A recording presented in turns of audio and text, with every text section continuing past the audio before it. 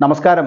ലോക്സഭാ തെരഞ്ഞെടുപ്പിന്റെ ഫലം പുറത്തുവന്നെങ്കിലും തെരഞ്ഞെടുപ്പ് പ്രക്രിയയെക്കുറിച്ചുള്ള പുതിയ തർക്കത്തിന് തുടക്കം കുറിച്ചിരിക്കുകയാണ്. 2024 ലോക്സഭാ തെരഞ്ഞെടുപ്പ് ഡാറ്റ മിക്കവാറും എല്ലാ പാർലമെന്റ് മണ്ഡലങ്ങളിലും പൊരുത്തക്കേടുകൾ കാണിക്കുന്നു എന്നതാണ് പുതിയ കണ്ടെത്തൽ. ദാമൻ ദിയു, ലക്ഷദ്വീപ്, കേരളത്തിലെ ആറ്റിങ്ങൽ തുടങ്ങിയ ഏതാനും മണ്ഡലങ്ങൾ ഒഴികെ എണ്ണിയ EVM വോട്ടുകളുടെ എണ്ണം പോൾ ചെയ്ത EVM വോട്ടുകളിൽ നിന്ന് വ്യത്യസ്തമാണെന്ന് 543 PCകളിൽ നിന്നായി തെരഞ്ഞെടുപ്പ് കമ്മീഷൻ പുറത്തുവിട്ട ഡാറ്റ സൂക്ഷ്മമായി പരിശോധിച്ചാൽ മനസ്സിലാക്കാം. 140ലധികം മണ്ഡലങ്ങളിൽ എണ്ണിയ EVM വോട്ടുകളുടെ എണ്ണം പോൾ ചെയ്ത EVM വോട്ടുകളുടെ എണ്ണത്തെ മറികടന്നു. ഒരു കേസിൽ 2 വോട്ടുകളും മറ്റൊന്നിൽ 3811 വോട്ടുകളും തമ്മിലുള്ള വ്യത്യാസമാണ് പുറത്തു വന്നത്. പോൾ ചെയ്തുവെന്ന് അവകാശപ്പെടുന്നതിനേക്കാൾ കുറച്ച് വോട്ടുകൾ ലഭിച്ച കേസുകളും കുറവല്ല.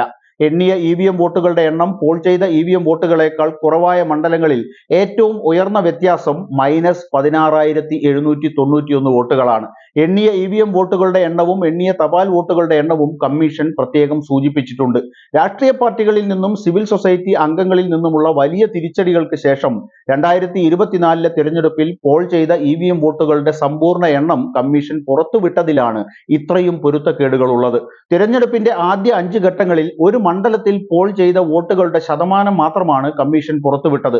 കുറച്ച് ദിവസങ്ങൾക്ക് മുമ്പ് എക്സിലിട്ട കുറിപ്പിൽ എണ്ണിയ വോട്ടുകളുടെ എണ്ണത്തിലെ കമ്മിയെക്കുറിച്ച് ഉത്തർപ്രദേശിലെ ചീഫ് ഇലക്ടറൽ ഓഫീസർ പറഞ്ഞത് ഇപ്രകാരമാണ്: ചില സന്ദർഭങ്ങളിൽ പോൾ ചെയ്ത വോട്ടുകൾ എണ്ണിയ വോട്ടുകളുടെ കമ്മിയെയാണ് പ്രതിഫലിപ്പിക്കുന്നതെന്നും ചില പോളിംഗ് സ്റ്റേഷനുകളിൽ കമ്മീഷൻ പുറപ്പെടുവിച്ച നിലവിലുള്ള പ്രോട്ടോകോൾ അനുസരിച്ച് വിവിധ മാനുവലുകളിലും ഹാൻഡ്ബുക്കുകളിലും നൽകിയിരിക്കുന്നത് കണക്കാക്കിയാൽ പോൾ ചെയ്ത വോട്ടുകൾ എണ്ണപ്പെടാത്ത പോളിംഗ് സ്റ്റേഷനുകൾ 2 വിഭാഗങ്ങളാണെന്നും അദ്ദേഹം പറഞ്ഞു.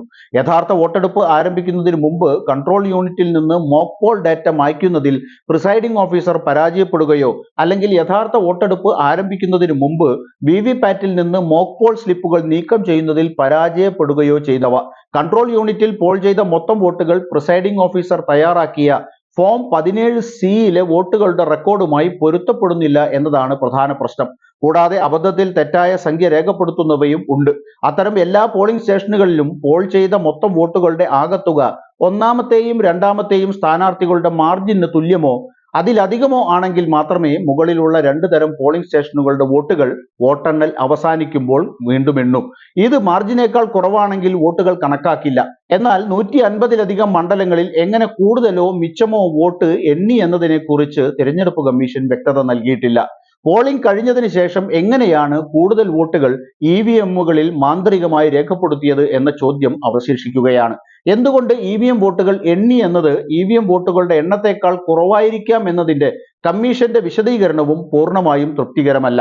മാർജിൻ വളരെ കുറവായിരുന്ന ഈ 4 മണ്ഡലങ്ങൾ പരിഗണിച്ചാൽ ആദ്യം മഹാരാഷ്ട്രയിലെ മുംബൈ നോർത്ത് വെസ്റ്റിൽ 9,51,580 EVM വോട്ടുകൾ പോൾ ചെയ്തു. എന്നാൽ 9,51,582 EVM വോട്ടുകൾ എണ്ണി. അതായത് 2 മിച്ച വോട്ടുകൾ എണ്ണി എന്നർത്ഥം.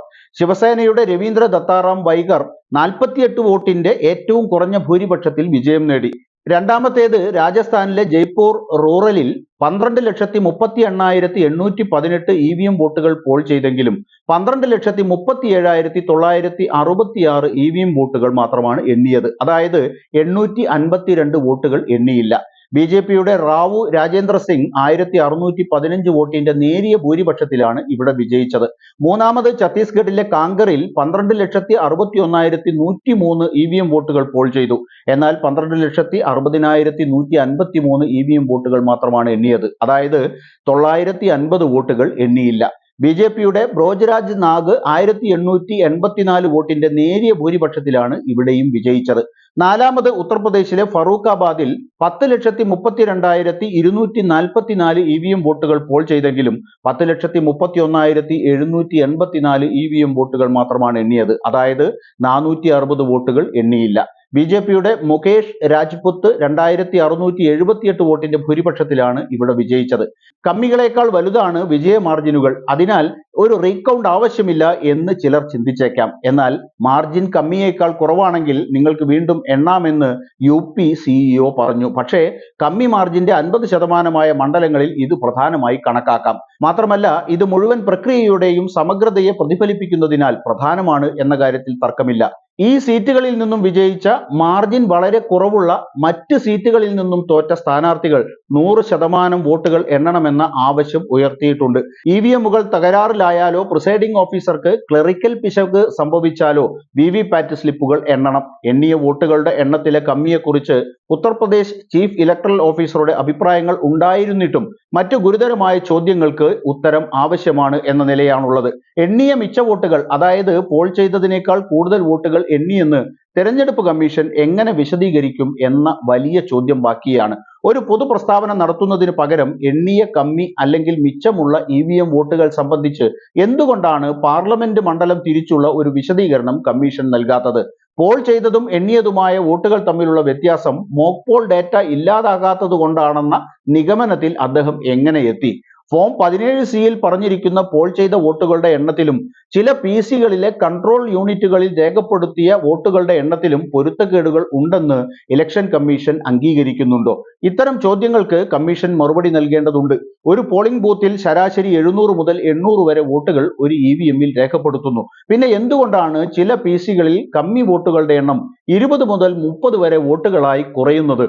എന്തുകൊണ്ട് കമ്മീഷൻ പോൾ ചെയ്ത എല്ലാ EVM വോട്ടുകളും കണക്കാക്കിയില്ല?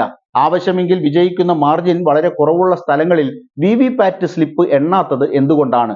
എത്ര EVMകൾ മാറ്റിവെച്ചെന്നും എന്തിനാണെന്നും കമ്മീഷൻ പൊതുജനങ്ങളെ അറിയിക്കുമോ?